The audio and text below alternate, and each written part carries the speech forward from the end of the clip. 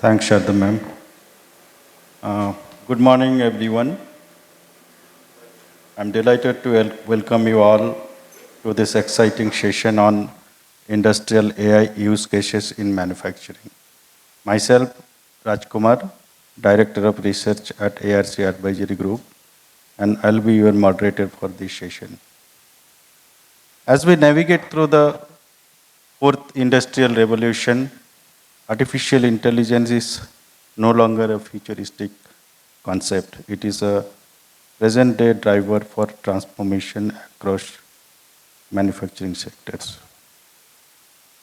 From predictive maintenance to quality inspection, from supply chain optimization to autonomous decision making on the shop floor, AI is reshaping how products are designed, produced, and delivered. In this session, we'll explore the perspective of AI from diverse fields.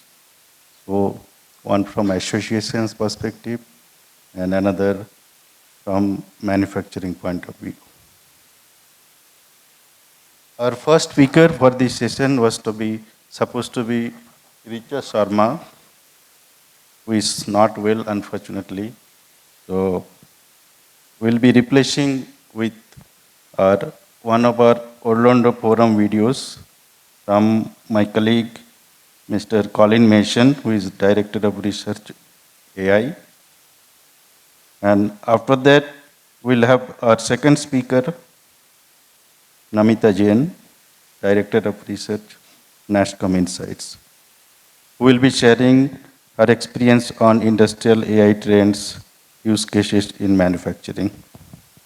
Then our final speaker of the session is Rajesh Tempadil, Head Digital and Business Process Excellence, Manufacturing Quality, Dr. Reddy's, who will be sharing his experience on advanced and technologies used in pharma with special emphasis on industrial AI.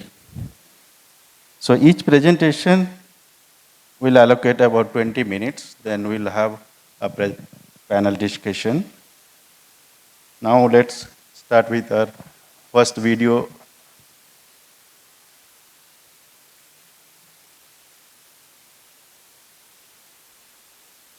This is Mike Guilfoyle with ARC, and I'm joined here by my colleague, Colin Masson.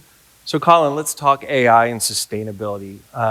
What have been your observations so far at the forum in terms of the intersection of AI and sustainability?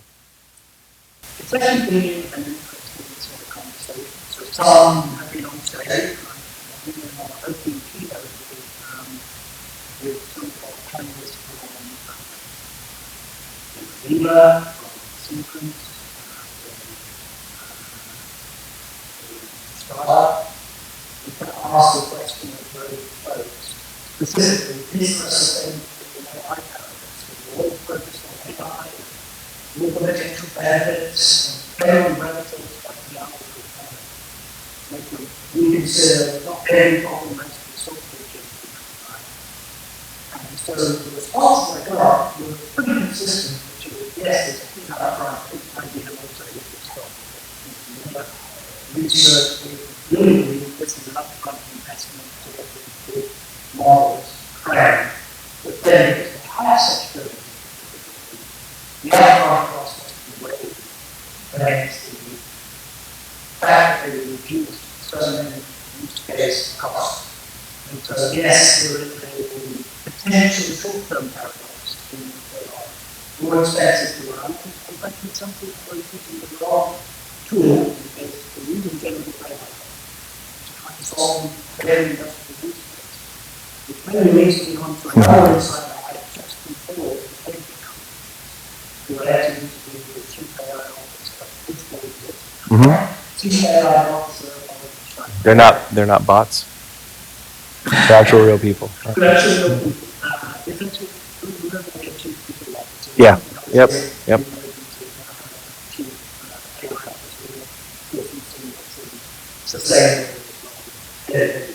Mm-hmm. So the chief AI officer does exist, like expecting somebody to created with Schneider Electric, who obviously very high profile energy management predictive. And I posed the same question to Philip Lombard, who is our chief economist. So he gave the very insightful, which is, hey, we looked at every one of those solutions, whether it's existing or there are new solutions that various energy management use cases. And every time they go through that process, they evaluate which of the AI tools they can Sure. Yeah. machine learning, new one, and then a mixed protocol which you wouldn't invest with necessarily with large language. And I think that process, part of that process is cost, and that obviously is financial cost, but it's also carbon footprint of definitely one of the things that and he shared, and listen to the podcast, you can really say himself and utilize it in this so 9 times out of 10, I don't use it Sure. Yeah. because of that impact. Yep. Both expensive financially and it does have a bigger carbon footprint. Right now, over time, we'll see it in terms of the conflict and various suppliers, big corporations like Microsoft and tweet that. They're working on the consumer side of the model, innovating data centers, reducing water and consumption. Lots of focus the opioid takeaway is, yes, there is. I wouldn't put it paradoxical because there's a short-term cost in terms of sustainable sustainability. Most of the energy and water consumption, training and volume is big. AI that can scale out and implement use cases with rapidly overtake in the front comes. This might be Sure. Yeah. So let's draw back a little bit. One of the things that I observed in some of my conversations today with Kate Scott from the Department of Energy and Andrew Obin from Bank of America, Billy Barden from Dow, there's a lot of money. There's a lot of money, a lot of economic opportunity around sustainability. And sustainability, AI will also be used as a stick for compliance. So a system of systems needs to be built within, say, an industrial company where they're going to have systems of systems within their company, outside their company, and so on and so on and so on.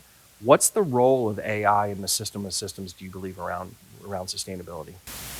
Well, I think you can go a little further, which is a lot of problems that we're going to face with AI. How much of it can we have to deal with assessment? Focused on not just the latest manufacturing techniques, but also energy usage and optimization. Those could be shown in things like the fact that they're all working on solving that underlying problem of needing an industrial grade data because we still have a problem. Garbage out. Yeah. How do you actually a lot of those use cases? Whether it's in production, supply chain, the fundamental design of the product, obviously skills, gaps in how to raise values, sales and service. Any of those use cases, they really should be really what do you need? Sure. You need data, and it has to be of high quality, but also when you start thinking about sustainability, it's a lot the same data you need. Yes. Detail about suppliers, whether it's scope 1, 2, 3, information about products, you guys have lies, but all these years we start seeing, oh, there's no that. We just be very clear about it. But we almost government making progress. Yes. Yeah. all the data. Well, let's leave it here. I thought was something remarkable that came from some research that we did. If you look at the top 3 technologies affecting manufacturing for the next 5 years, what are they? Artificial intelligence, clean energy technologies, and advanced analytics. It's no doubt. So, well, thanks for the time, Colin. I really appreciate it.